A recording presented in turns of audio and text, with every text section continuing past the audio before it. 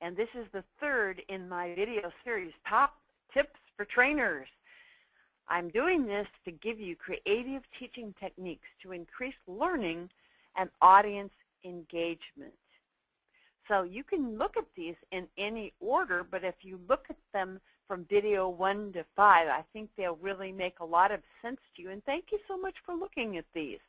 In this series, I'm showing you how to quit those boring lectures and how to put some great presentation techniques into what you're doing. So let's jump right into video 3.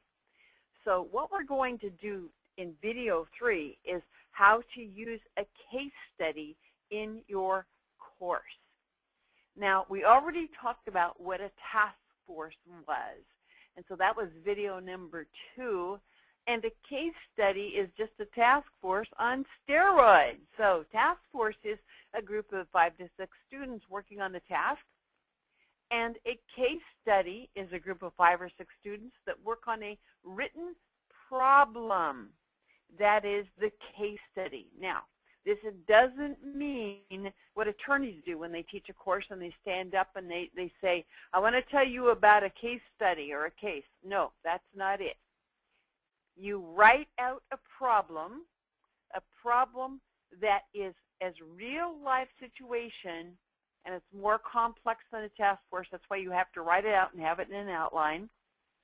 And then the students are told what to do with the case studies.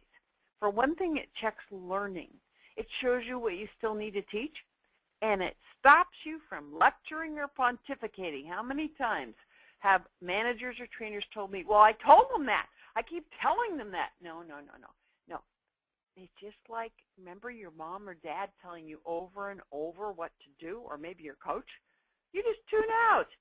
So instead, I want you to teach what you're teaching, and then I want you to put your principles in a case study and let them grapple with them just like they do in real life. This is great for you title insurance people, or you attorneys or managers.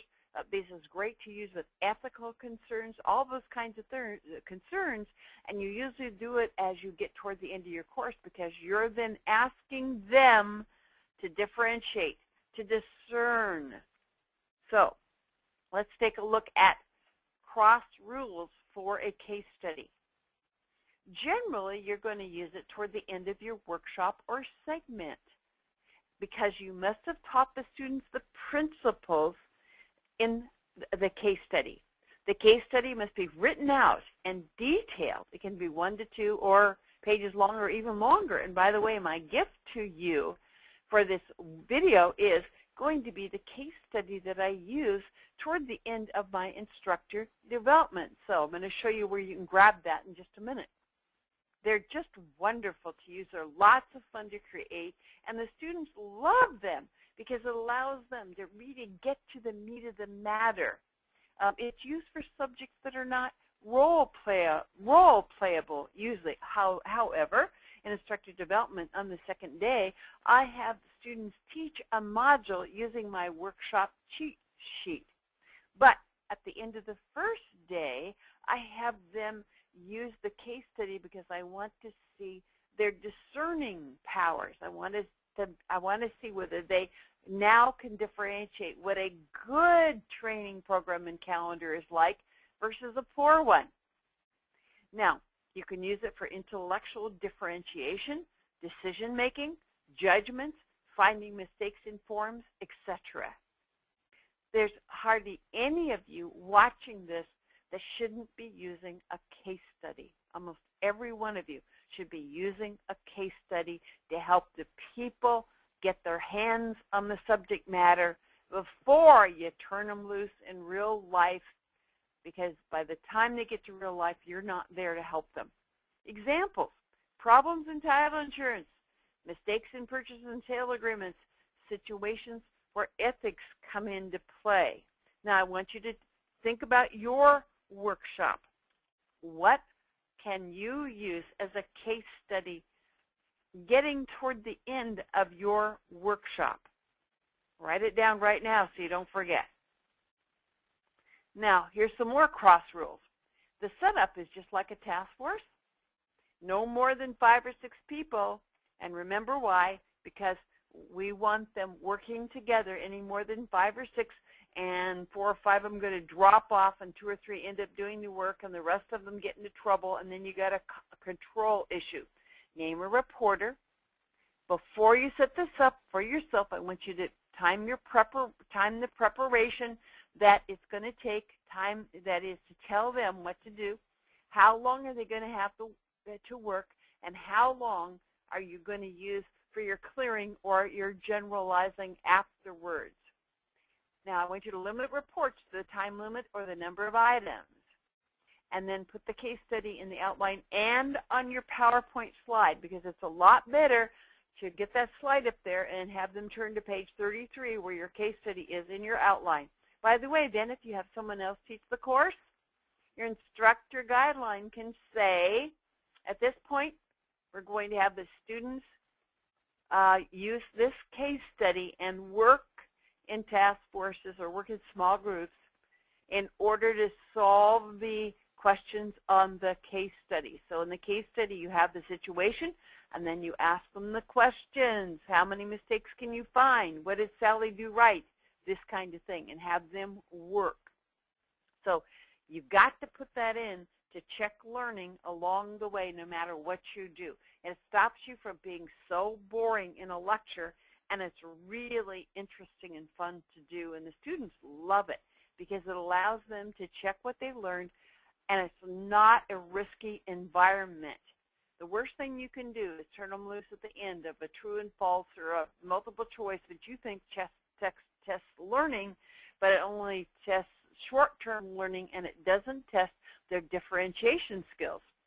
So here's an example of a case study exercise, and this is the exercise I'm going to give you at the end of this video. Here's an example. At the end of my first day of my instructor development workshop, which is a 2-day course, I provide participants the written case study about how a real estate manager is creating her training. Now, why do I do this?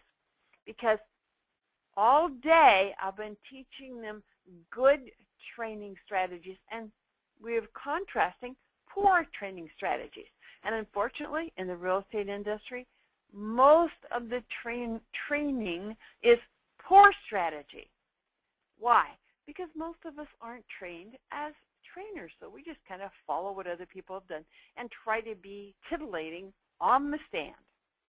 So in this case study, which you're going to see in a minute, I give them the case study, and then it asks the attendees to find at least 10 mistakes the real estate trader and manager is making, and then write their answers on the case study, and then I have them do this out of class and bring it back the next day. I'm a huge believer in work out of class. Why? Because our brains get tired at the end of whatever you're doing, 3 hours, 6 hours, 7 hours. Just don't keep people in class and have them labor through all this stuff over and over. You know that their energy is low. You know they're done, and yet we just keep them there. Don't do it. Have some things where they can get a brain refresher and get outside class, and here you save a lot of time too. So in the next day, I have them either get into task forces to compare the 10 answers, or I use discussion, which is everybody together. It depends on how many people I have as to what I do. Now, my question to you is, what does this exercise accomplish? Well, it helps me check learning, doesn't it? It helps them check their learning. It helps them realize they learned a lot more in instructor development that day than they thought. It focuses them on, what do I want to teach? It helps them discover a lot of things they're doing wrong without saying, I'm doing everything wrong. Although I was teaching this one time, and one of the managers in the class came up after I'd handed this out, and she said, oh my gosh, I'm doing everything wrong. And she had been one of my coaching clients, and I knew she was doing a lot wrong. I was attempting to work with her on those kinds of things. That's one of the reasons I made the case study. But I thought, well, this is really great. She didn't have to say this, but what she could do is then go back and revise her training calendar based on what she discovered. So this is the training manager's training study, case study that I'm going to let you get, and you can see it's actually 2 pages. This is most of it, and then it continues on the second page, and then it has 10 items that they are to discover. And people start laughing when we discuss this stuff, but you see at the end of at the beginning of the first day, they wouldn't be laughing. They've actually done a lot of this stuff themselves, but now it looks kind of ludicrous to them. So to get a copy of the case study, just go to this address. Now, I'd love to know how you're using case study to put your course learning to work. So all you have to do to get mine is just to go to that address and snag it. And then tell me how you're using case study. Now, don't worry if you didn't get this. I'm going to give it to you again on the next course. By the way, you can also grab my tips on how to create a great training calendar, and this is the address for that. So now I've got 2 handouts for you. You can grab the case study, and you can certainly grab the calendar.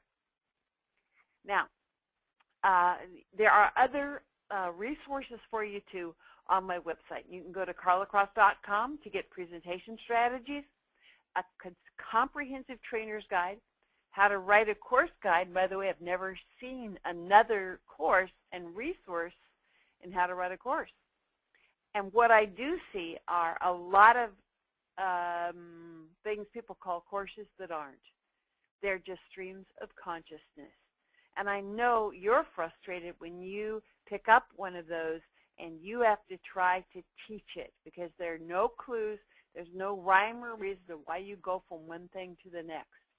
Putting in these presentation strategies will help you either clean up what you need to teach of someone else's, or when you write your own courses, I want you to start thinking in terms of how am I going to teach this? And I don't mean talk through it. Let's look at the quote for the time. Action may not always bring happiness, but there is no happiness without action. That's absolutely true. And I want you to get your students into action in class so that you can help them. It's just like piano practicing. When I was a piano major, I have a bachelor's degree in piano performance. Can you imagine my piano teachers ever letting me loose to play a recital without hearing the whole thing first in the classroom?